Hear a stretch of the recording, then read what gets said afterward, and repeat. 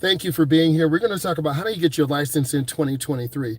It's super important that you have a plan in place to make time for driver's education. It's extremely important because we're out of the pandemic. There's a large number of displaced students who want to take driver's ed, but they're a little fearful. They're a little nervous. Don't worry. I'm here today to help you reduce your anxiety and give you encouragement to go ahead and take driver's education. If you don't know, I'm a state certified driving instructor and I teach teens and adults. So let's go ahead and get it. You need to make time. It usually takes anywhere from about 30 to 45 days to go through a typical driver's education process where you're going to be taking some classes. You're going to learn an offensive driving strategy. You're going to take a minimum of 24 hours of instruction. You're going to have 6 drives. It varies from state to state and province to province. Once you go through that process, you should be driving with an adult or guardian who's over 21. There, you're going to log your hours. You're going to have some nighttime requirements. You're going to be driving through neighborhoods.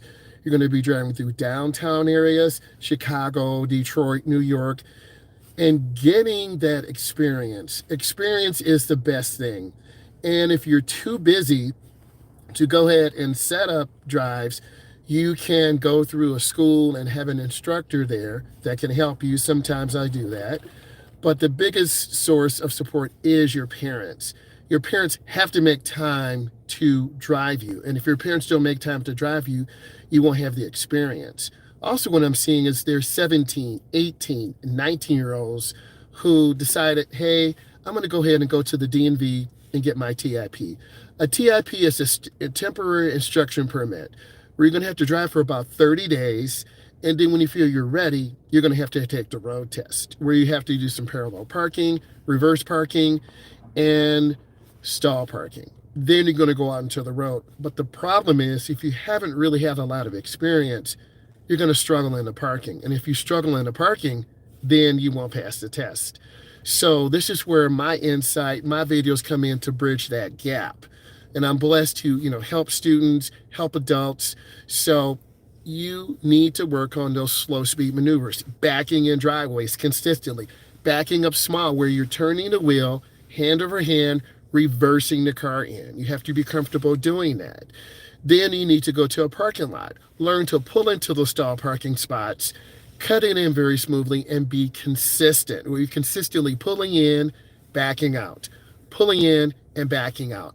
Drive through your neighborhood where you can practice parallel parking, where you line your car up, you reverse back about 3 feet, you cut your right steering wheel all the way to the right, the rear of the car goes in at an angle, and then you turn back. If you can do that without getting over to the curb, you need to be about 12 inches less away. You will be successful. But there is more. You have to practice pulling out in oncoming traffic.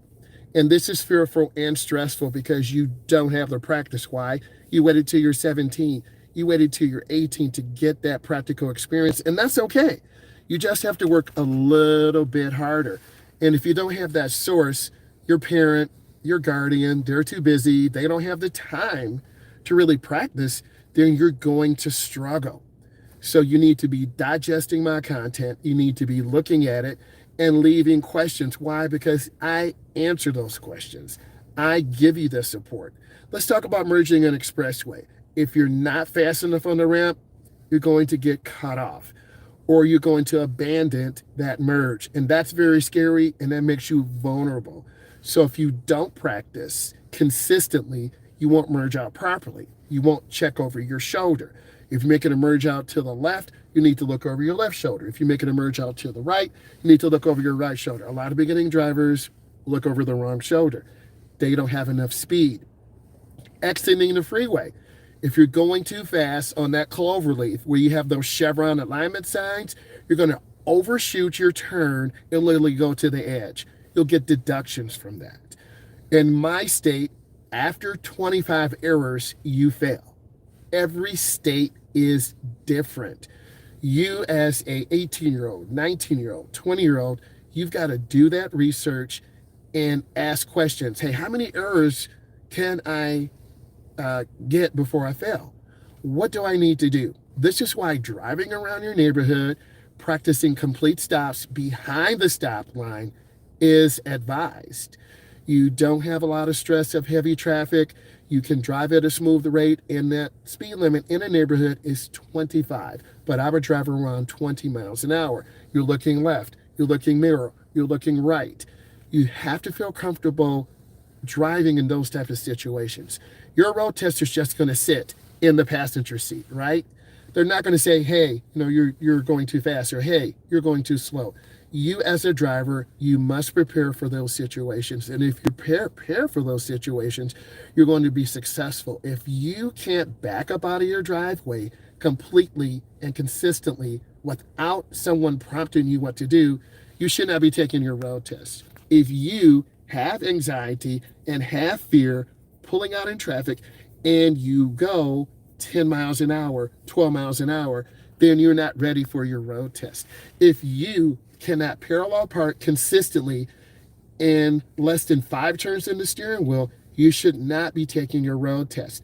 Don't let your parents, don't let your loved one, your spouse put pressure on you. Driving is a very personal decision. When you're ready for it. But as a result, we have 19-year-olds, 20-year-olds, 23-year-olds who are not ready for driving. And this is where I come in, where I can help you through my tutorials, through you interacting with me, where I can get you prepared for that moment, because I have experience, over 23 years of experience, and I'm blessed to help you and have you positively engage in my content. So this is why it's really important that you watch my content.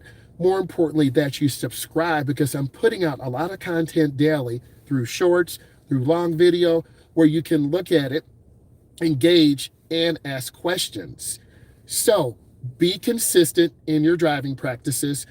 Go out with a purpose. Go out early in the day. The weekends are really good times to drive, where you don't have a lot of traffic. You have your caregiver there to help you and encourage you. You have your support system. No one needs anyone screaming at them.